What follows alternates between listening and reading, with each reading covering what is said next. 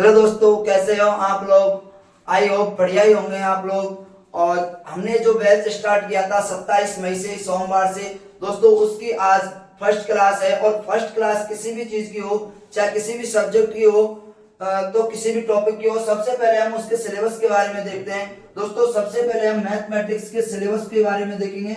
ये रेलवे में मैथमेटिक्स के 30 क्वेश्चन आते हैं, या किसी एग्जाम में 35 क्वेश्चन आते हैं। 30-35 ऐसे ही क्वेश्चन आते रहते हैं। हमें क्वेश्चन, नंबर ऑफ क्वेश्चन पे ध्यान नहीं देना, हमें देना है कि किस किस टॉपिक से कितने कितने क्वेश्चन आते हैं और कौन सा टॉपिक हमारा महत्वपूर्ण है। तो दोस्तों मैथमेटिक्स को बेसिकली 3 भागों में डिवाइड किया जाता है: अर्थमेटिक, एडवांस और स्टैटिस्टिक्स। दोस्तों सबसे पहले मैं आपको रिकमेंडेड करूंगा, आपको सजेस्ट करूंगा कि आप लोग सबसे पहले अर्थमेटिक को समझे।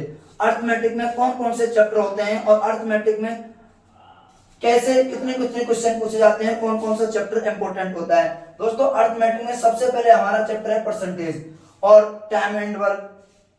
हम सबसे पहले हम पढ़ेंगे परसेंटेज, और फिर हम पढ़ेंगे टाइम एंड वर्क, फिर CISI, profit and loss, average और alligation, time and distance, number system.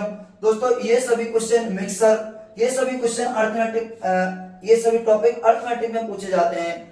आप लोग इनको नोट कर लेना, क्योंकि किसी भी सब्जेक्ट को पढ़ने से पहले उसके सभी सिलेबस के बारे में हमें जानना जरूरी होता है। तो और अर्थमेटिक में सबसे पहले हम परसेंटेज पढ़ने वाले हैं। परसेंटेज ही क्यों पढ़ने वाले हैं? क्योंकि अगर हम परसेंटेज ही नहीं जानेंगे, परसेंटेज की फ्रैक्शन वैल्यू हमें पता नहीं रहेगी, तो हम आगे टाइम एंड वर्क और CISI, प्रॉफिट एंड लॉस, ये सभी क्वेश्चंस को सॉल्व आगे नहीं कर पाएंगे। इसलिए दोस्तों सबसे पहले हम पढ़ेंगे परसेंटेज। अब दोस्तों आते हैं एडवांस्ड पे। ये तो हमारी अर्थमेटिक मैथ हो गई, एडवांस मैथ। दोस्तों रेलवे में एडवांस और अर्थमेटिक और स्टैटिस्टिक्स तीनों ही पोर्शन से क्वेश्चन आते हैं, और 30% या 40% अर्थमेटिक से और 30-40% स्टैटिस्टिक्स से, एडवांस से, और 20-30% दोस्तों स्टैटिस्टिक्स से क्वेश्चन पूछे जाते हैं। इसलिए तीनों ही पोर्शन हमारे लिए इंपॉर्टेंट है और सभी को हम कवर करने वाले हैं। अब आती है एडवांस। एडवांस में दोस्तों सबसे पहले हमारा चैप्टर है ट्रिगोनोमेट्री, दूसरा चैप्टर दोस्तों अलजेब्रा, और तीसरा ज्योमेट्री और मेंसुरेशन।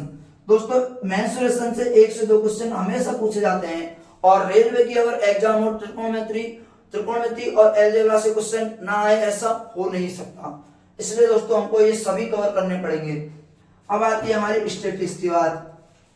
स्टैटिस्टिक्स में दोस्तों बहुलक, माध्यक और माध्यिका और माध्यक, ये सभी स्टैटिस्टिक्स में पूछे जाते हैं। और P&C यानी परम्यूटेशन एंड कॉम्बिनेशन, यानी क्रमचय और संचय, ये भी हमारे स्टैटिस्टिक्स में दोस्तों आते हैं एग्जाम में। लेकिन ज्यादातर क्वेश्चन हमें बहुलक, माध्यक और माध्यिका से देखे जाते हैं रेलवे की एग्जाम में।